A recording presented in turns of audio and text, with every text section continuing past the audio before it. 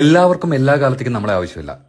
അവർക്ക് ആവശ്യമുള്ള എന്തോ ഒന്ന് നമ്മളിലുണ്ട്. അത് നമ്മുടെ സ്നേഹമാവാം, കെയറിംഗ് ആവാം, പണമാവാം, കണക്ഷൻസ് ആവാം. അത് നമുക്ക് കൊടുക്കാൻ സാധിക്കുന്നതിനേക്കാൾ മികച്ചതായി അവർക്ക് മറ്റെവിടെന്നെങ്കിലും കിട്ടിത്തുടങ്ങിയാൽ അന്ന് തീരും പല ബന്ധങ്ങളുടെയും തീവ്രത. അന്ന് തൊട്ട് അവർ നിങ്ങളിലെ നെഗറ്റീവുകൾ കൂടുതലായി എക്സ്പോസ് ചെയ്യാൻ തുടങ്ങും. പിന്നെ കൂടെ കൂടെ വഴക്കായി, മെല്ലെ മെല്ലെ അകൽച്ചയായി. കാരണം അയാളുടെ നീഡ്സ് മറ്റു സ്ഥലങ്ങളിൽ നിന്ന് സാറ്റിസ്ഫൈഡ് ആവാൻ തുടങ്ങിയിരിക്കുന്നു. നീഡില്ലെങ്കിൽ പിന്നെ നമ്മുടെ കൂടെ നടക്കേണ്ട കാര്യമില്ലല്ലോ. ഇപ്പൊ നിങ്ങളെ വാക്കുകൊണ്ടോ പ്രവൃത്തി കൊണ്ടോ അവോയ്ഡ് ചെയ്യുന്നതിൽ അവർക്ക് പഴയ പോലെ കുറ്റബോധമോ വിഷമമോ ഇല്ലാതായിരിക്കുന്നു. അവർ സന്തോഷിക്കുന്ന വഴികളിൽ നിങ്ങൾ തടസ്സമായി വരാതിരിക്കാൻ നിങ്ങളെ പലപ്പോഴും അവർ ഒഴിവാക്കിയേക്കാം. അത് നിങ്ങളോടുള്ള വെറുപ്പല്ല, അവരുടെ ഇപ്പോഴത്തെ നീഡ് സാറ്റിസ്ഫൈ ആക്കുന്നവരോടൊപ്പം കൂട്ടുകൂടാനുള്ള ആവേശം കൊണ്ട് പറ്റി പോകുന്നതാണ്. ഈ മാറ്റങ്ങളെല്ലാം നമ്മൾ ശ്രദ്ധിച്ചാലും നമുക്ക് അംഗീകരിച്ചു കൊടുക്കാൻ തോന്നില്ലെന്നേ. മുമ്പത്തെ പോലെ തന്നെ നമ്മളോട് ഡീപ്പായി ഇടപെടാൻ നമ്മൾ അവരെ പ്രഷറൈസ് ചെയ്തുകൊണ്ടിരിക്കും. ഇത് സ്ഥിരം പ്രശ്നങ്ങൾ ഉണ്ടാക്കും. പിന്നെ എന്നും വഴക്കും പിണക്കും. ഓൾറെഡി ഡിറ്റാച്ച്ഡ് ആയിരുന്ന ആൾ കൂടുതൽ കൂടുതൽ അകന്നു പോകുന്നത് നമ്മൾ വേദനയോടെ കാണും.